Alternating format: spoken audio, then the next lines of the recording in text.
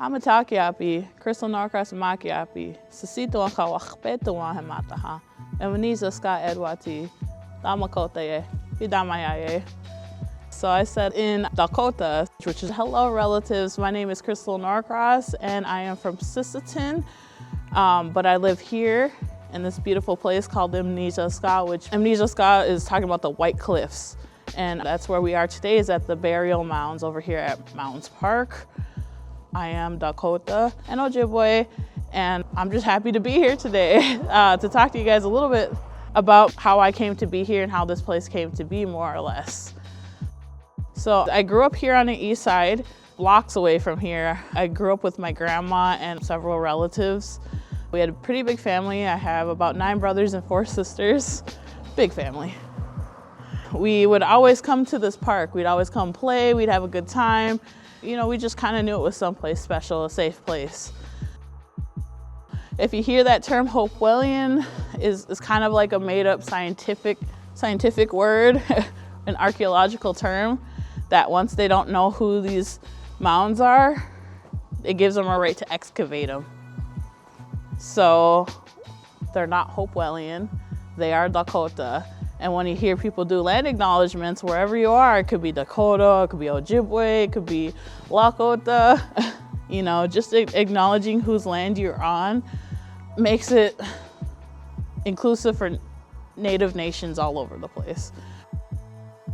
I went to the American Indian Magnet School, and with the Magnet School, we always would end up here at the mounds.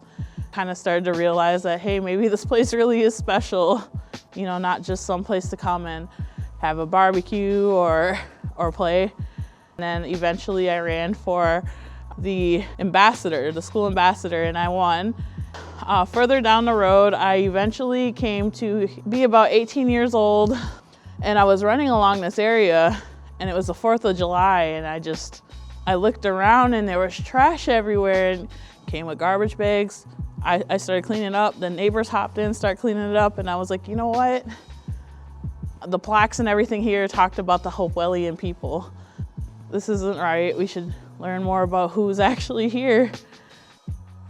So I ran for district council for this area. I won, and it was using a platform for the mounds to see what we can do with them.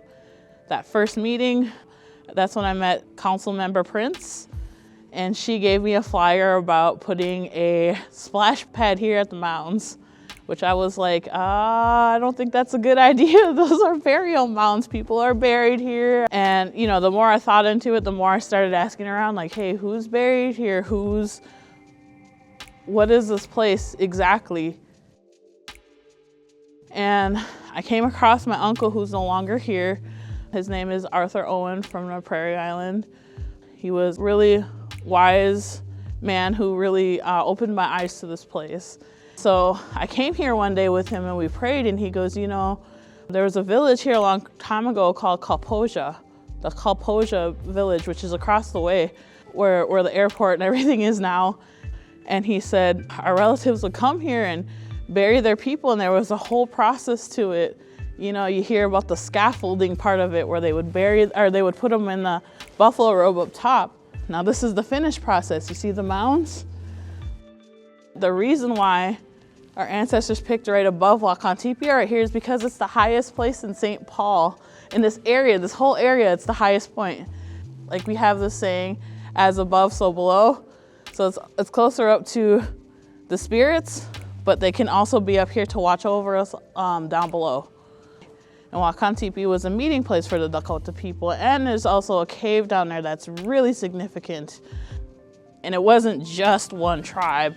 All tribes would come to this area. They knew that that was a meeting spot. So everything that the Dakota people did, they did with meaning. Everything they did had meaning. They did things a certain way, and there's literally a story for everything. You know, learning about that and learning that our relatives are buried here, I took it upon myself to make this place more notable as a Dakota person, so that people know that, you know, we're still here and these are our ancestors, and, you know, just to be mindful of this place. Everywhere you walk is sacred. Land is sacred, but here, there's that old connection that could never be broken between us and the people here. I appreciate, you guys listening to my story, and thank you so much. Vidamayaye.